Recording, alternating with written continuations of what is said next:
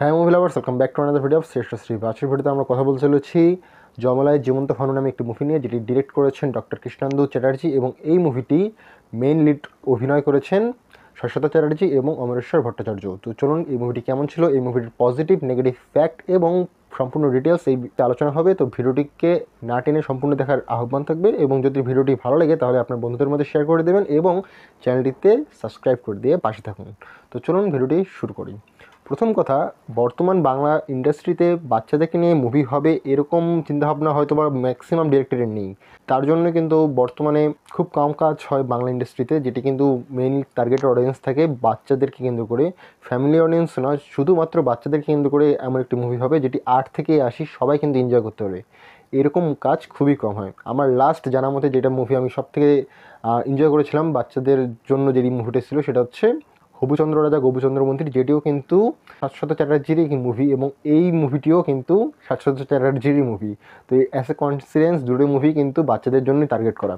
এবং আপনি যদি লক্ষ্য করেন এই ধরনের ক্যারেক্টার, কমেডি থাকবে প্লাস আপনার মুভির মধ্যে সায়েন্স ফিকশন কিছু তথ্য থাকবে, সেই বিষয়গুলোকে যে তুলে ধরা সেটা কিন্তু শাশ্বত চ্যাটার্জি খুব ভালোভাবে করতে পারেন, এবং খুব ভালো লেগেছে তার এই অভিনয়। এই মুভিতে তার অভিনয় নিয়ে কথা বলবো এবং গল্পটাকে নিয়েও একটু কথা বলতে চলেছি।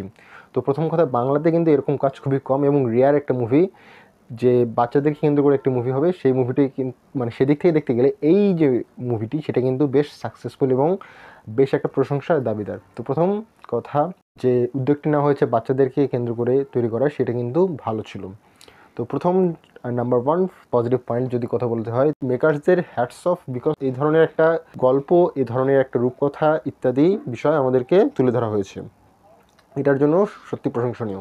এর পরবর্তীতে এই মুভিটি যদি আপনি দেখুন, এই মুভিটির মধ্যে টাইম ট্রাভেল প্লটের উপর কিন্তু মুভিটি তৈরি, এবং এখানে জমালয়কে নিয়েও খুব ফানিভাবে দেখানো হয়েছে।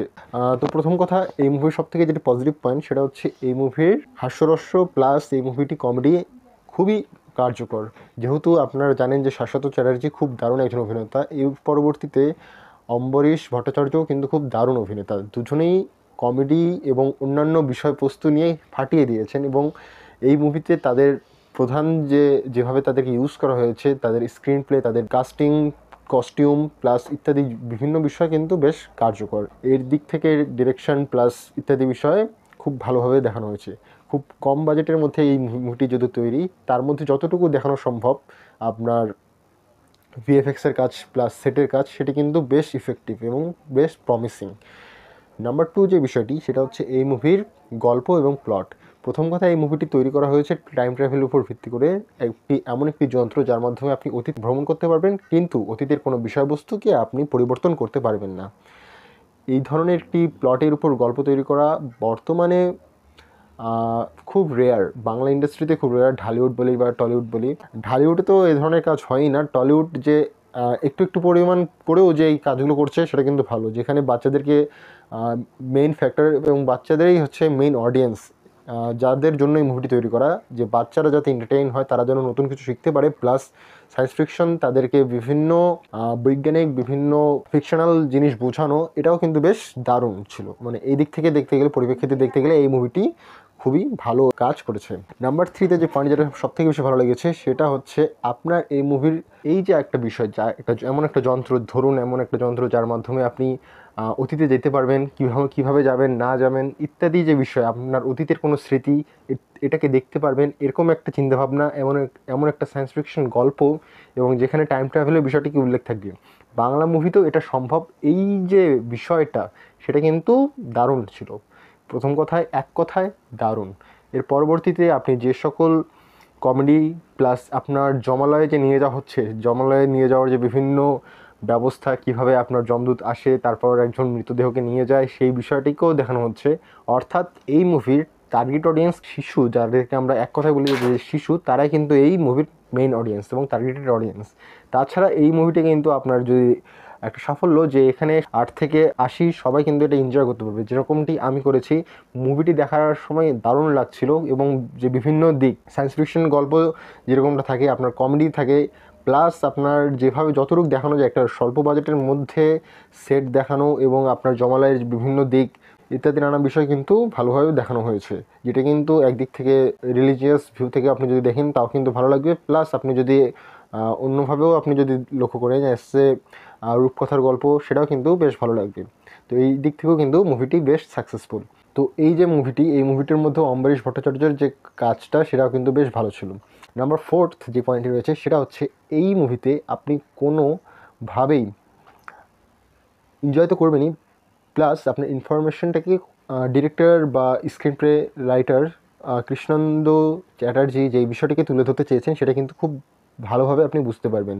এবং অতীতের বিভিন্ন ঘটনা, এটা একটা রূপকথার মতো হতে পারে, কিন্তু এই রূপকথাটাকেই যে মুভিতে ইফেক্টিভলি ইউজ করা যায় সেটা কিন্তু আপনি বুঝতে পারবেন। এবং অতীতের কোনো বিষয় যদি পরিবর্তন করে হয় সেটার আপনার ভবিষ্যতেও যেটার একটা ইনফেক্ট করে আপনার বর্তমানকেও পরিবর্তন করতে পারে, সেই যে একটা বিষয় যেটা আপনারা মার্ভেলের মুভিতে দেখতে পারেন, সেই জিনিসগুলোই কিন্তু এই বাংলা মুভিটির মধ্যে রয়েছে। এবং এই আশা করি এই পয়েন্ট অফ ভিউটা আপনি বুঝতে পেরেছেন যে ইনফরমেশনটাগুলো দেখানো হচ্ছে সেই ইনফরমেশনগুলো খুব ইফেক্টিভ এবং খুব ভালোভাবে দেখা হচ্ছে।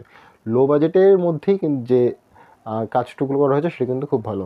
নাম্বার 5 যে পয়েন্ট রয়েছে সেটার মধ্যে আপনি যদি আসেন তাহলে দেখবেন যে এই যে আপনার ভিএফএক্স প্লাস সেট প্লাস আপনার কস্টিউম ডিজাইন ইত্যাদি বিষয়েও কিন্তু বেশ প্রমিসিং। তো ফার্স্ট অফ অল আপনি স্বর্গনরক প্লাস জমালয় নিয়ে যদি একটা মুভি তৈরি করতে চান তাহলে সেখানে আপনি দেখতে পাবেন যে আপনার খুব সেট লাগবে, প্লাস ভিএফএক্সের কাজ ভালো হতে হবে। এই যে বিষয়গুলো বর্তমানে আপনার ঢালিউডেও একটা কাজ হয়েছিল, যেখানে যোথা আকবরের টাইপের একটা মুভি তৈরি হয়েছিল, যেখানে উপবিশ্বাসও ছিল। সেই কাজগুলোর মধ্যেও কিন্তু সেটের কাজ করা হয়েছিল, কিন্তু সেই যে কাজগুলো সেটা কিন্তু অতটা প্রমিসিং ছিল না। তো সেই জায়গা থেকে এখানে যে সেটগুলোকে দেখানো হচ্ছে, অর্থাৎ আপনার স্বর্গকে দেখানো হচ্ছে, জমলাকে দেখানো হচ্ছে, সেই যে বিষয়গুলো যেভাবে তুলে ধরা হচ্ছে সেই বিষয়গুলো বেশ ভালো। এবং বর্তমানে প্রযুক্তি যত উন্নত হয়েছে সেই প্রযুক্তির ব্যবহারগুলো কিন্তু বেশ ভালোভাবে দেখানো হয়েছে। অ্যাট দ্য সেম টাইম আপনার সেট প্লাস আপনার কস্টিউম যদি কথা বলি সেই বিষয়গুলোকেও ভালো লাগছে এবং প্রতিটা জিনিসই খুব স্মুথনেসভাবে কাজ করেছেন। তো এই ছিল এই মুভির সবথেকে পজিটিভ পয়েন্ট। তো এর পরবর্তীতে যদি নেগেটিভ পয়েন্টের দিকে আসা যাক তাহলে আপনি লক্ষ্য করতে পারবেন যে এই মুভির মধ্যে ফার্স্ট অফ অল আমার যেটা সবথেকে নেগেটিভ লেগেছে সেটা হচ্ছে এই মুভির ডায়লগ নিয়ে। তো ডায়লগগুলো কিন্তু অতটাও প্রমিসিং ছিল না যতটুকু দরকার ছিল। তো অ্যাজ অফ অল প্রত্যেকটা সিন যদি আপনি লক্ষ্য করেন, প্রত্যেকটা সিনের ডায়লগগুলো অতটাও বেটার না, আর একটু বেটার যদি হতে পারতো তাহলে এই মুভিতে আমরা কমেডি পার্টটা আর একটু ওয়ার্ক করতে পারতো। কমেডি পার্টটা একটু দুর্বল, প্লাস যতটুকু দেখার মতো পুরো মুভি দেখার পর এরকম না যে সম্পূর্ণ মুভিটাকে আমি এনজয় করতে পারিনি, মানে এনজয় করতে পেরেছি, কিন্তু কিছু কিছু জায়গা রয়েছে সেগুলো এনজয় করার মতো এবং ব্রেক দিয়ে দিয়ে আমাকে মুভিটি দেখতে হয়েছে, তাহলে কিন্তু আমি আরও ভালোভাবে ইফেক্টিভলি সেই জিনিসগুলোকে এনজয় করেছি। এছাড়া যেহেতু লো বাজেটের মধ্যে আপনার বিভিন্ন যে বিষয়গুলোকে দেখানো হয়েছে, যতটুকু দেখানো হয়েছে ডিরেক্টরের চিন্তাভাবনা সব কিছু কিন্তু ভালো ছিল। তাছাড়া অন্য অন্য দিক থেকে যদি আপনি লক্ষ্য করেন অ্যাজ এ সাধারণ জেনারেল অডিয়েন্স চরম একটা বিশাল বড় কিছু কাজ সেরকম কিন্তু এই জিনিসটি নয়। তো আশা করি আপনি বুঝতে পেরেছেন। তাছাড়া কিন্তু ওটিটি প্ল্যাটফর্মে দেখার মতো সিনেমা, আপনার থিয়েটারে হলের টিকিট কেটে দেখার মতো একটা সিনেমা কিন্তু এইটা নয়, কারণ সেভাবে যদি আপনি বড়োভাবে চিন্তাভাবনা করে যান সেটা কিন্তু আপনাকে হতাশ করবে, সেদিক থেকে কিন্তু আপনি হতাশ হবেন। তো আশা করি এই পয়েন্টগুলো আপনার ভালো লেগেছে। আর একটা লাস্ট একটা পয়েন্ট আমি যেটা বলতে চলেছি সেটা হচ্ছে এই মুভিটি কিন্তু ইন্সপায়ার্ড, এটা লাস্টের দিকে আমি তুলে ধরতে চাই। আপনার একটা 1958 সালে একটা বাংলা সিনেমা ছিল যেটার নাম ছিল জমালয়ের জীবন্ত মানুষ। সেই যে ক্যারেক্টারটা সেখানে কিন্তু এই মুভিটিকে মানে সেই সময়ে কিন্তু এই ধরনের একটা মুভি তৈরি হয়েছিল এবং সেটার থেকে ইন্সপায়ার্ড হয়ে এই মুভিটি তৈরি করা। তো এইটা একটা পয়েন্ট। তো আশা করি মুভির রিভিউটি আপনার ভালো লেগেছে। যদি ইনফরমেশনগুলো আপনাকে ভালো লেগে থাকে তাহলে বন্ধুদের মধ্যে অবশ্যই শেয়ার করে দিন। এবং ফাইনালি যদি কথা বলতে হয় তাহলে ওটিটিতে দেখার জন্য একটি বেস্ট মুভি। তাছাড়া ডিরেক্টরের চিন্তাভাবনা একদিক থেকে দেখতে গেলে সব কিছুই ভালো ছিল। বাই ফ্রেন্ডস, আমার ভিডিও দেখা হচ্ছে। বাই।